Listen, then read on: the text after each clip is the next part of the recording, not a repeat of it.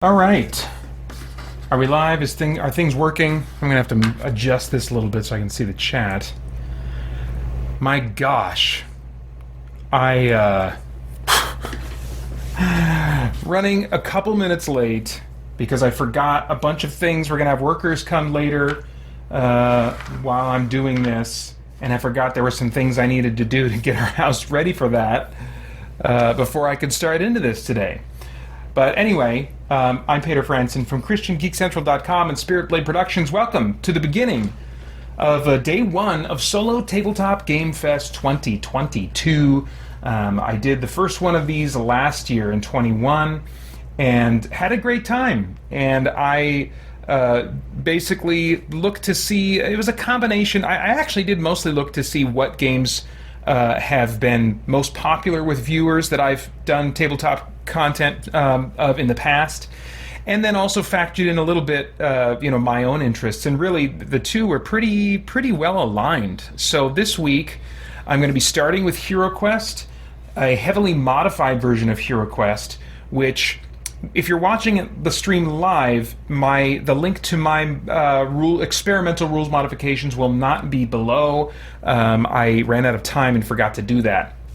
But if you're watching this in its installments, which will probably be, I don't know, 30 to 60 minutes. I'm thinking 30 minute. I'll divide up into like roughly 30-minute installments on the YouTube channel. Then you should find the link below the video to my experimental rules, which I have continued to experiment with throughout this series. I've played the first two quests in the original base game of HeroQuest. So that's the Trial and the Rescue of Sir Ragnar. And so now I'm getting ready to play Quest 3.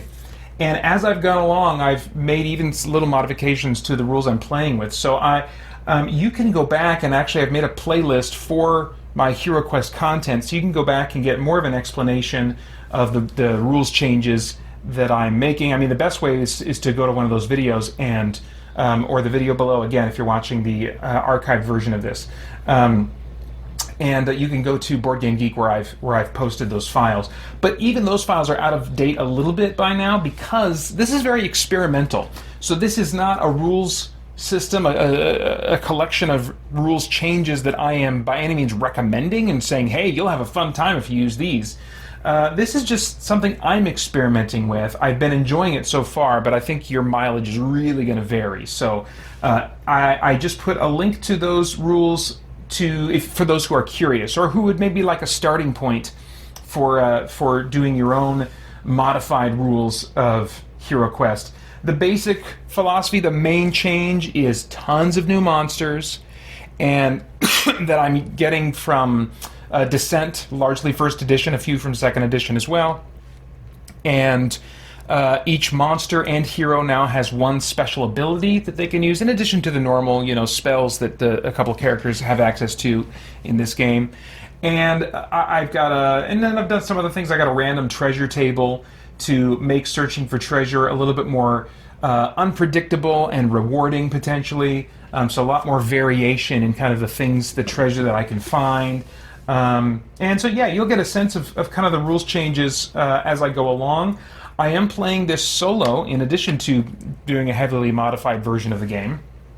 And I find that this game and games like it work pretty well to play solo because largely the heroes are doing their thing on their turn, and then Zargon is doing his thing on his turn. It's not like later on in even first edition Descent, where characters, the Overlord could frequently interrupt a player's turn with some special thing that he can do, or vice versa later on as you get into that game.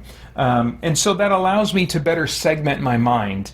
And when I'm playing the heroes, I am really thinking as much as possible, how can I help the heroes succeed? And when I'm playing as Zargon, I'm really thinking in that moment, what can I do to wipe out the heroes, or at least make it very challenging for them. My philosophy in running HeroQuest over the years, I've usually played Zargon for decades, playing this with a friend.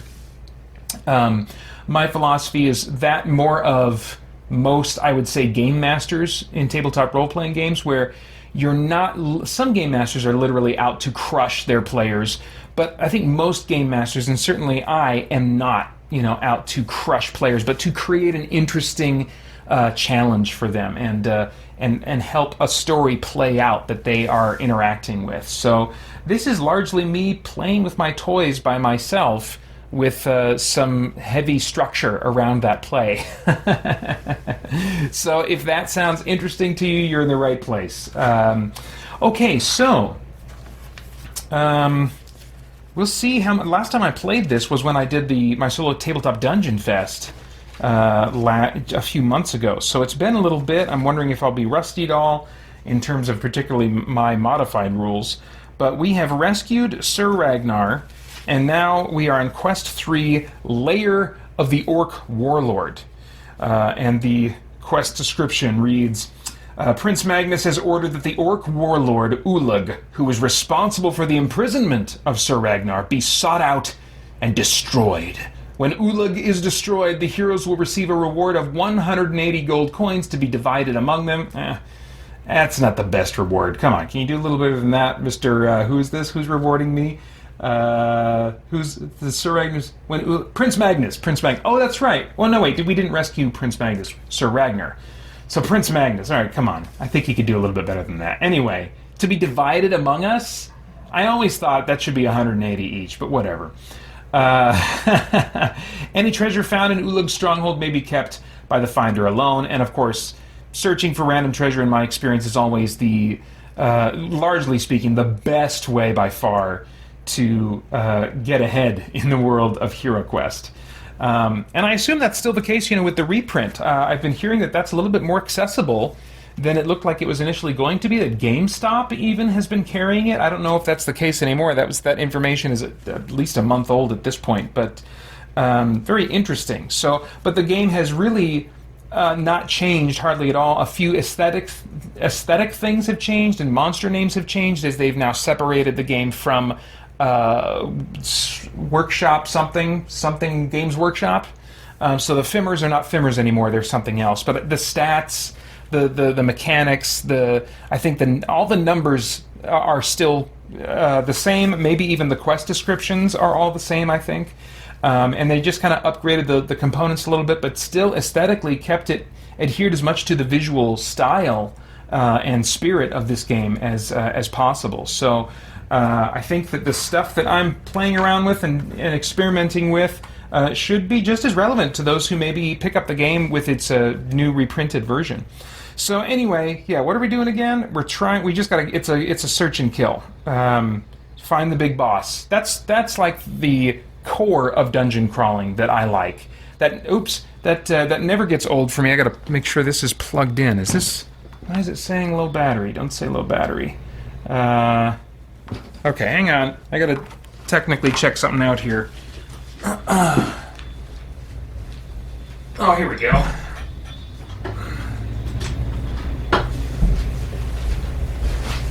I forgot to plug back in my camera here for the board. We don't want to miss that. Okay.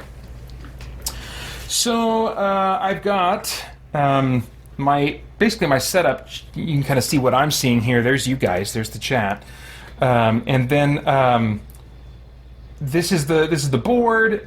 This is my character sheets. I did finally run out of tablets of character sheets, and so I've taken to copying and printing them, like a page at a time. It seems to work pretty well. I'm using these tokens, if I remember, from Descent to keep track of their turns, even though I keep them, I think, always in the same order.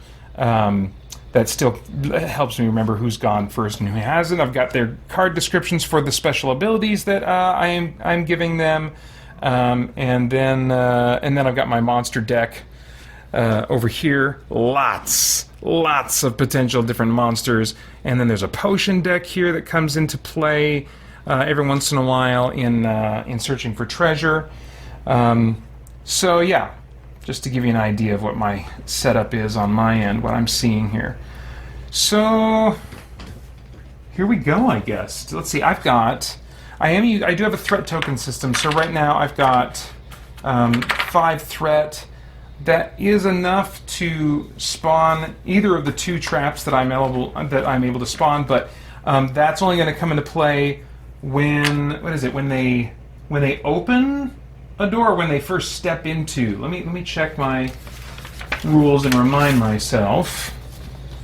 In a solo game, all traps are cashed in for threat before the quest begins, blah, blah, blah. The first time a hero moves into a room or corridor that no hero has been in before, roll 1 combat die. On a black shield, trigger the most expensive trap possible with the available threat. Following block traps may never be triggered this way. And then I believe in solo... So I roll for that, huh? I was thinking last time maybe I just triggered them automatically. Or I chose when. I guess I'll go back to this. I didn't make a pencil note that I'd modified that, so maybe I was doing that by accident. So, roll 1 combat die on a black shield, trigger the most expensive trap possible with the available threat. So I guess I'll give that a go. I'll try that. Okay, so we're going to start with the Barbarian. And let's see, what was my thing? Movement is 6, or roll two 6-siders. Auto 6 or roll, or if he's got really heavy armor, then he moves 4, and he doesn't have heavy armor. So, alright, here we go. 1, 2, I'm going to open the door.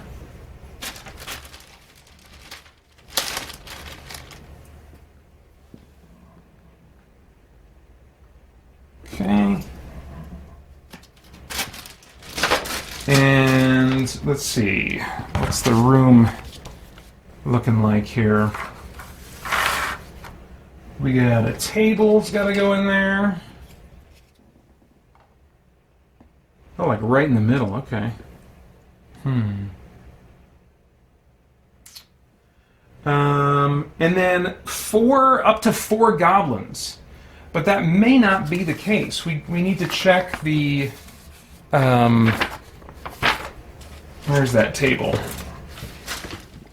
Oh, come on, it's got to be here somewhere. I've got a table that I check on that has... Uh-oh.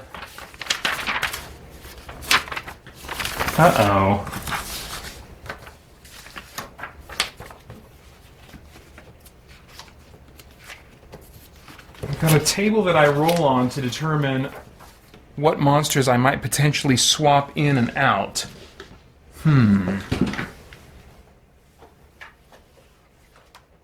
Oh, here we go. Must be here.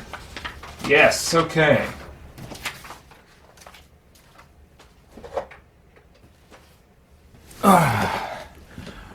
I did upgrade my, in between quests, I did upgrade what my heroes have. I think I settled on upgrading my Barbarian to a broadsword for now. I really wanted to give somebody something diagonal, like give the elf maybe a long sword to help me in doorways, and I just held off on that and just opted to give Thundar the Barbarian a broadsword. Anyway, so we've got 4 goblins. What's the equivalent? Let's see, I only have equivalent that goes up to 2 goblins, so it could be a Ferox, a Beastman, or 4 kobolds. So let's see what happens. I'm going to roll,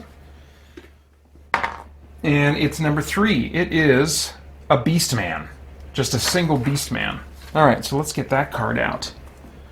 Wow, is that really just a single? Oh no, that's for just the first 2 goblins. So what are the other 2? No, it doesn't count. Doesn't count. Come on now. 4. Okay, so 4 kobolds and 1 beastman. All right, let's get those stats out and see what they got going on.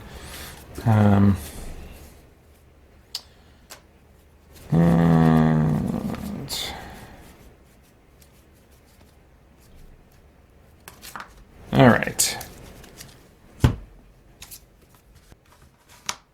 And then let's find some minis for him here.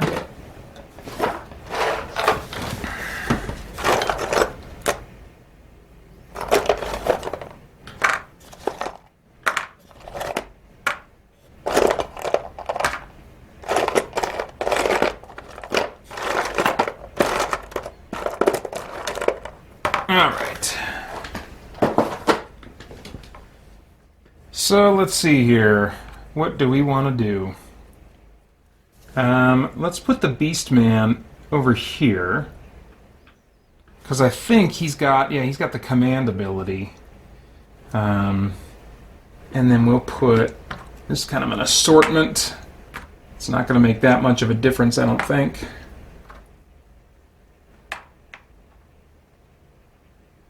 An assortment of kobolds around here. So we'll start with the Beastman. He's got an attack of 2, a defend of 2, body of 2, mind 2, and move 6. He's got double strike, which means he can, I believe, attack twice. I better double check that. And command, which activates on a 5 or 6. So let's see. Double strike. This monster may attack twice during its turn, either consecutively or before and after movement. Okay? And then command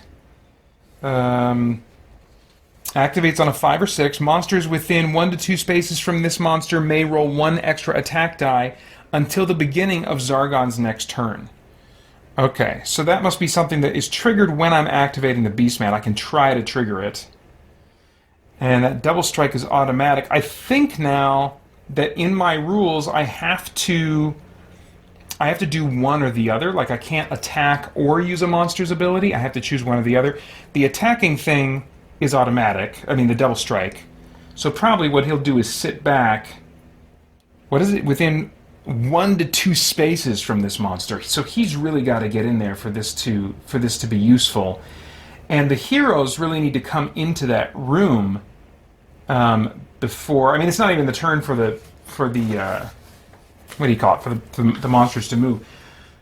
So I got to remember to roll that trap check when he moves in the room. But I think he's going to stay put for now. I think this will just be bad because the kobolds... Yeah, we didn't get to the kobolds. Kobolds have an attack 2, defend 3. What? This seems like crazy. Kobolds? You gave them a body of 3, Pater? What were you thinking? I think that's supposed to be a body of 1. I think that's got to be intended to be a body of 1. I'm pulling this card out. I'm making an adjustment. That's just nuts that a freaking kobold... I think you just accidentally put down 3 twice. But surely the intent there must be a body of 1. Hello, Backlog Vault. Says, hey, Peter, glad I was able to make it to this. Great content as always. Do you have a favorite tabletop game? That's a tough question. Because these days it depends on what the situation is. If I'm playing with friends, I think D&D is some of the most fun I've had in recent years, as long as I'm not running it. If I'm running it and I have time to prep, oh man, I love running a game of DC Heroes, which is an out-of-print game by Mayfair Games that uses what fans call the MEGS system, Mayfair's exponential gaming system, and I found that to be so versatile. You could use that system to play all kinds of genres, all kinds of settings. Really love that system. That was the main thing that I ran in college when I had a regular gaming group then. But the gaming group that I was playing D&D with, they're guys that were all about 15 years younger than me, because I met them being a volunteer leader in the college ministry at our church, and they were students, in the college ministry at that time. And I haven't been involved in that ministry at our church for a long time, but I maintain my connections with these guys. We got a gaming group going that I was a part of. And now they have all aged to the point where they're almost all of them married, and I think all of them are married that have been currently involved in the group, and all of them I think also have kids now. So prep time, as it has for years for me, is really a barrier to overcome, and so that's why I've moved a lot toward board gaming in recent years, even though my Probably my true love is tabletop RPGs.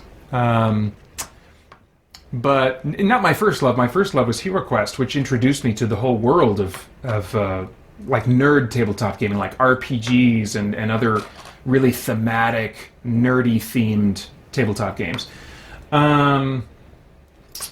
If I were playing, like most of the time that I end up playing today, which actually in the last year I've played more while streaming than not. But before this last year, I was solo gaming more than playing with my boys. If I'm playing with my boys, actually, Pathfinder the Adventure card game is the short answer to that question. I think that's my go-to these days. It's not necessarily the game that I get the most heights of enjoyment out of. That's still going to be tabletop role-playing games. But it works really well for me solo, and my youngest son Titus has really come to enjoy playing that with me. So we actually have. I've got multiple. I mean, you can see if you look at the screen here that I've got these like cardboard underneath this. I have a number of these flat cardboard, pieces of boxes that I cut out, or sometimes I put it on the back of posters that I don't use anymore, but they're in frames. So I'll put games on top of these things, these stiff, lightweight surfaces that I can then, when I'm done with it or, want to be done with it, I can slide it under a bed somewhere out of the way. And then I don't have to deal with the setup and the teardown. A lot of the games that I like tend to have a decent amount of setup and teardown. Even something like Pathfinder, which is pretty light on that side of things. So, yeah, I think I'll go with Pathfinder the Adventure card game. Although I haven't played it much in the last year outside of streaming.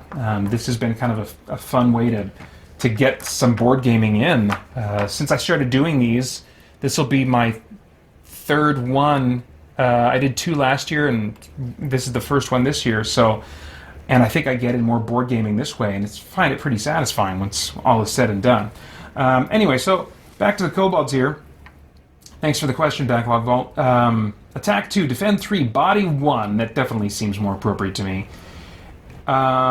Mind 3 and Move 10. I would question the Mind 3 as well, but I was probably trying to keep it in some way mathematically balanced if I was going to call, these goblins equivalent. I don't know what I was thinking. Anyway, they've got the ability Steal and Swarm. Swarm is automatic.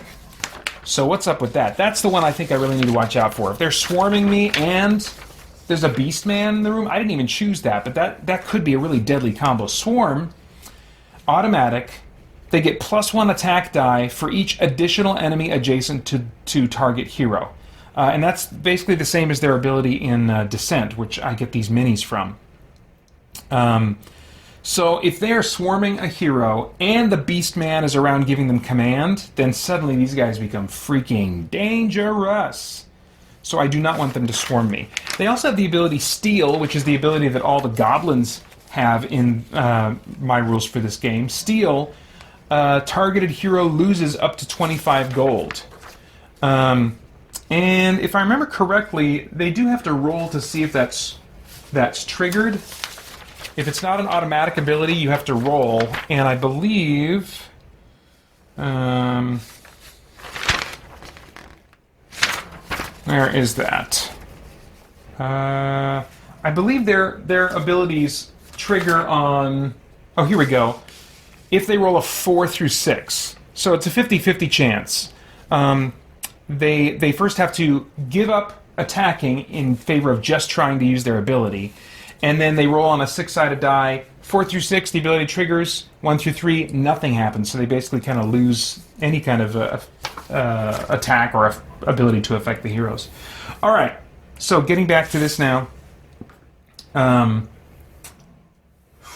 He just opened the door. It's still his turn, but he's going to stay put. And that'll be the barbarian's turn for now. The elf. He is going to... Man, he's not in a much better position. Now, he's got a Ring of Fire of Wrath that I picked up. But otherwise he doesn't have any ability to attack diagonally yet. Now he's got Acrobat. I don't know if that's really going to help in this situation. I think I'm still going to... Well, here's the thing. Here's the thing.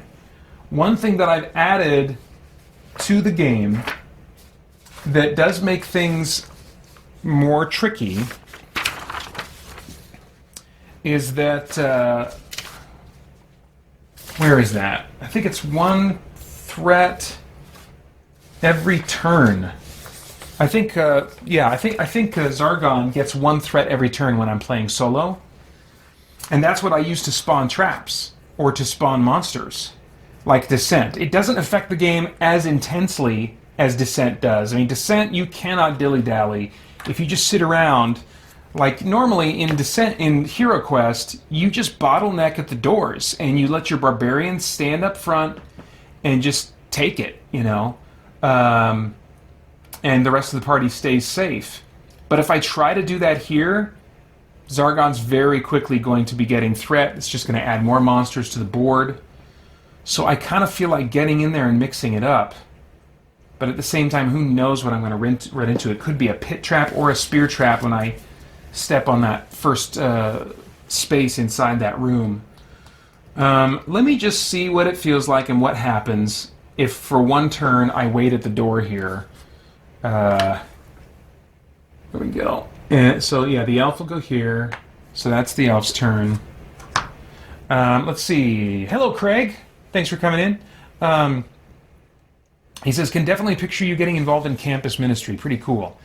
Yeah, it actually, if you're referring to the college ministry, that was at our church. I mean, I guess maybe some folks would still think of that as campus ministry. I didn't think of it as campus ministry because I never went to the college campus. It was just at our church. But yeah, I mean, I had a great time. I can't remember how many years. Was it as many as 5? For at least 1 or 2 years, Holly was doing that with me, and then it just got to be a little bit too much. She had too many other things going on. She was involved with women's ministry and stuff, so she just had to choose the best yes instead of saying yes to everything. So, and then I was in it for another 2, so maybe 4 to 5 years. It wasn't a super long time, but yeah, I loved that time and loved the connections that I made with those guys.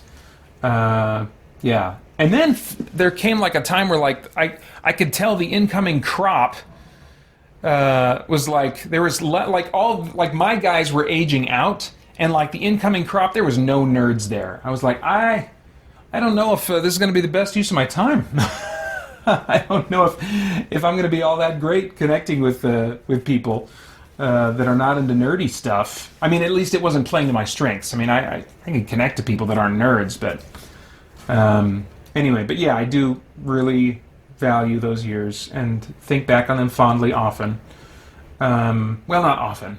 When I think back on them, I think back on them fondly. So that was the elf. Dwarf. I guess I'm just gonna line these guys up like I would traditionally. And Wizard's not even gonna move anywhere. So he'll just stay put. Alright, so now it's Zargon's turn. Now they have to be adjacent to the hero, right? You know what I feel like I should do with Swarm?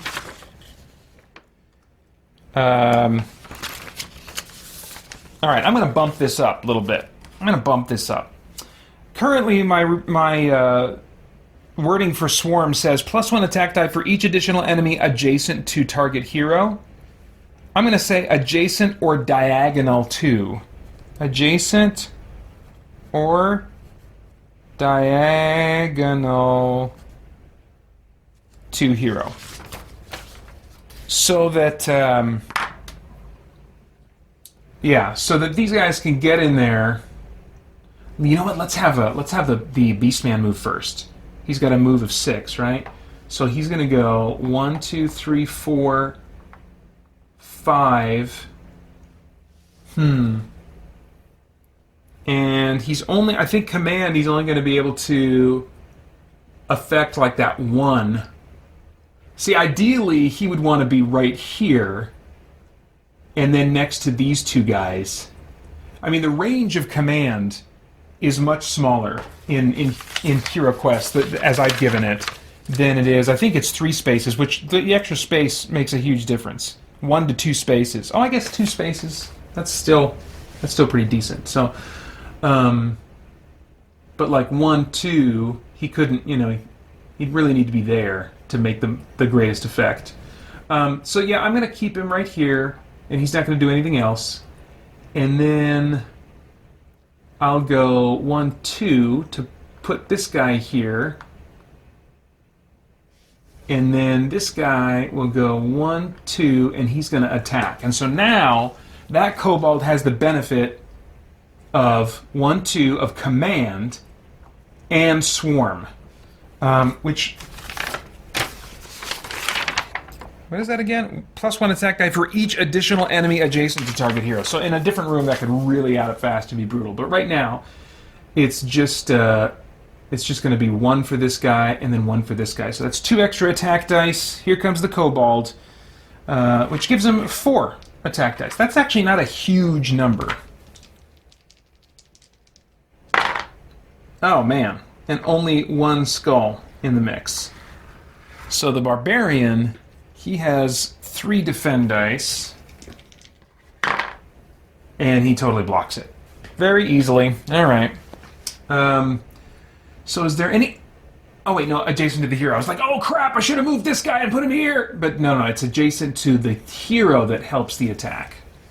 I guess I'll just keep him there for now. I don't think there's anything else I particularly want to do with my baddies. But I do get... Oh, I forgot. I do get a threat right now. Yeah, maybe I'll just keep this holding pattern here for a little while, bottlenecked at the door, and see if it's worth it. I just think that threat could really... We'll see. We'll see. All right. So let's reset everybody. Backlog Vault says, what's your process for modifying the rules of games generally? Do you implement your own modifications and then adjust based on trial and error? Or do you look up common modifications online? By the way, guys, if you'd like me to, my microphone is a little further away from me than it normally is when I'm live streaming video games. And so I kind of had to guess at audio levels. If you'd like me to be louder or softer, let me know. I mean, thankfully, at least I'm not having to factor in competing with video game audio doing this. But please let me know. Like especially if I'm too loud and my audio's distorting or something like that. So yeah, my process for modifying rules, that elevates it a little bit to call it a process. That makes it sound like there's a whole lot of thought that goes into it. Well, okay, maybe I'm not being generous enough with myself. There clearly is a lot of thought. I mean, I have packets and packets that I have typed up. So there is thought. There is some process. But, I mean, I am not the type of... I'm terrible at math. And so I don't have that kind of game or that mind that's going to be really good at balancing things just by mathing it out. I really have to just kind of experiment and see. That's why I've, was clear in saying at the beginning and several times throughout this HeroQuest series that I've been doing, these are experimental. These are not recommended rules. They're experimental rules. But I did try to math it out some, and when like with the monsters, I tried to, like the first thing I did, like say with kobolds and goblins, I said, okay, let's give kobolds the exact stats of a goblin. And then modify it from there, and try to figure out when HeroQuest ranks their bad guys from least to most powerful on the Game Master screen, the Zargon screen, and so I tried to figure out, okay, in their mind, is attack the same value as body? Can I swap 1 for 1 a die from attack to a die for body? Maybe. I don't think that's the case for mind, especially in the base campaign, because the mind stat comes into play just hardly often at all. In fact, that's something that I would eventually like to give more attention to in my rules, is to have the mind stat play a role more, maybe even almost treat it as a charisma stat. I don't know, but I'd like to do something with that mind stat. I feel like it's really underutilized. But yeah, and then I also took when I was coming up with special abilities, that's why they only have a 50% chance of triggering, because I'm not sure how much that's such another variable to add into the game that I wanted to be really careful to not make it too difficult. And I've just been changing the rules as I play, but I've tried to carry over the concept of the special abilities of monsters in Descent into my stats for them in HeroQuest. So I just start, I guess what's the process? Is just tweaking, trying not to do anything too radical, and just kind of tweaking and then seeing what happens, see how I feel about it, you know.